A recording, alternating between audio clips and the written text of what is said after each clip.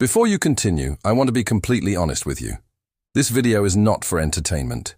There is no music, no effects, and no moving images, just a static picture and a voice. If you are looking for entertainment, close it now. But if you want to understand how the mind of a successful businessman really works, stay with me until the end. Most people believe that successful businessmen succeeded because they are smarter, luckier, or more talented. This idea is wrong. The truth is that the real difference is not in how much they know, but in how their minds process fear, failure, time, and control. A successful businessman is not a different species. He is simply a person who has trained his mind to see the same world differently. In the next few minutes, I will explain 5 core differences, then a short story that illustrates the idea, and after that 3 practical steps you can start today. The first difference: the relationship with fear. Most people run from fear and build their lives around safety. They choose the stable job, the predictable routine, and the comfortable silence. A successful businessman does not run from fear. He studies it. He understands that fear is not a stop sign. It is a signal that something important is happening. When his heart beats faster before a big decision, he does not call it anxiety. He calls it information. He asks himself, why am I afraid? What am I trying to protect? And is that protection holding me back?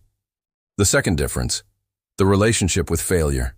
The average person sees failure as a final verdict. A businessman sees failure as data. When a project fails, an average person says, I failed. But a businessman says, this method failed, and now I know something I did not know yesterday. This is not empty positive thinking. It is mental engineering. Failure is not the opposite of success.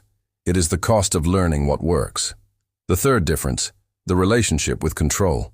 Most people waste their mental energy worrying about things they cannot control: the economy, other people's opinions, and circumstances.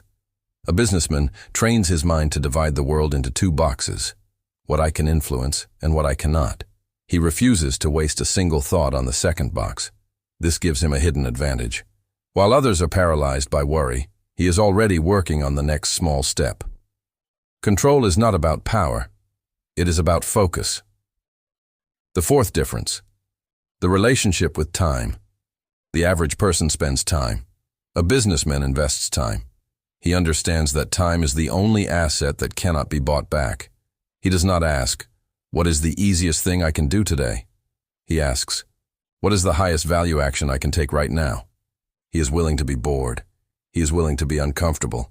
He is willing to do the hard, slow, invisible work that others avoid, because he knows that time multiplies whatever you feed it. The fifth difference: the relationship with identity. Most people try to change their actions. Businessmen change their identity first. They ask, who is the person who would achieve this goal? Then they act from that identity. A man who believes he is an athlete does not need to force himself to train, because training is simply what athletes do. A businessman does not chase discipline. He builds a self-image in which discipline becomes natural. He is not trying to become successful. He is acting like the person he has decided to become. In 2009, a young man named Karim left his job and opened a small online store selling clothes. After 6 months, he lost all his savings. Everyone told him, "We told you so." But Karim did not say, "I am a failure." He sat down and wrote in a notebook, "What did I learn?" He discovered that he chose the wrong supplier, and that he did not test the market before buying. He did not repeat the mistake. 2 years later, he launched a new project with the same mindset. Every loss is information. Today, he runs a company that employs 25 people. The difference between him and others was not intelligence. It was interpretation. Let us summarize what we said. A successful businessman treats fear as information, failure as data, control as focus, time as investment, and identity as the foundation of behavior. These are not gifts, they are skills.